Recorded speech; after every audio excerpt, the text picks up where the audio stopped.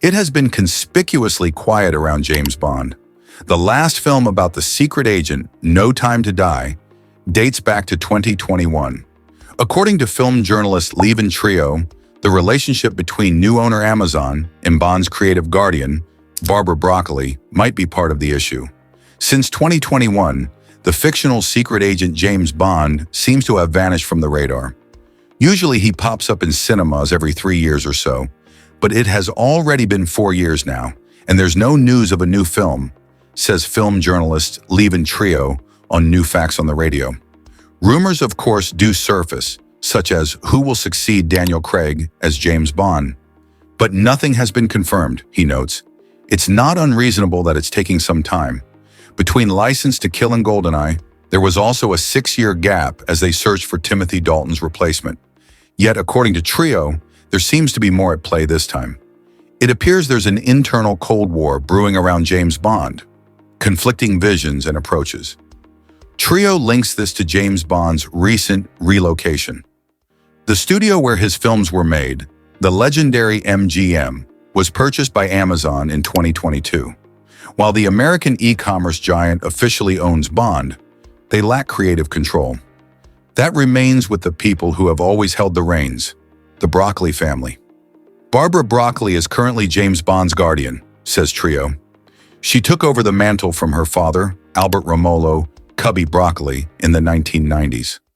They've always made the creative decisions: who plays James Bond, what the stories are, and when a new film is released. Trio believes this conflicting vision is contributing to the current silence.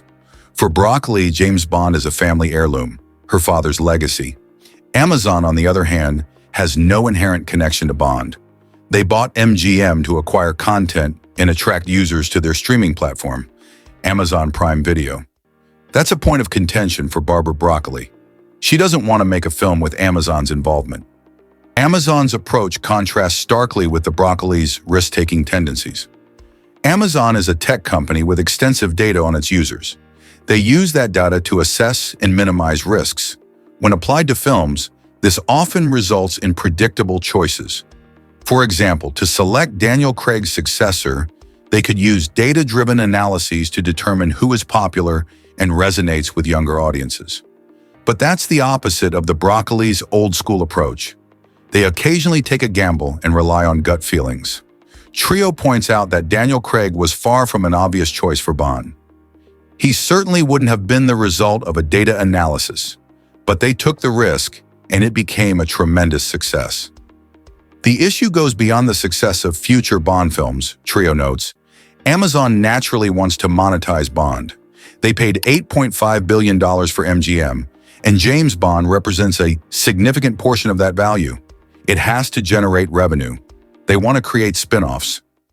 This is a stark contrast to franchises like Star Wars or Marvel, which are milked for every last drop in today's streaming landscape. The end of 007? The pressing question is whether 007 is at risk of permanently disappearing from the screen. For now, Broccoli is holding her ground. The question is how long she can keep doing so, says Trio. Is it just a matter of time before Amazon's expensive lawyers find a loophole in the contract with the Broccoli family? For now, fans will have to make do with the collection of 25 existing films. It's going to take some time before a new one arrives, he says Trio. To be continued.